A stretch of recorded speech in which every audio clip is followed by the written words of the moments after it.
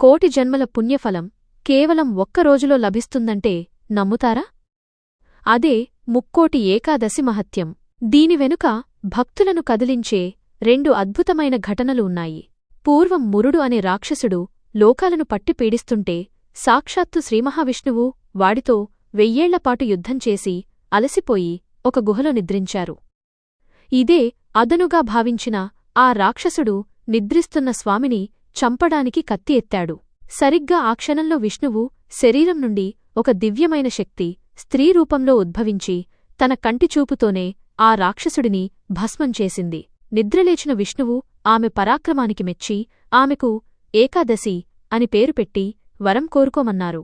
అప్పుడు ఆమె, స్వామి, ఈ రోజున ఎవరైతే ఉపవాసముండి మిమ్మల్ని ఆరాధిస్తారో వారికి సకల పాపాలు తొలగి వైకుంఠం ప్రాప్తించాలి అని కోరుకుంది. అప్పటినుండి ఏకాదశి వ్రతం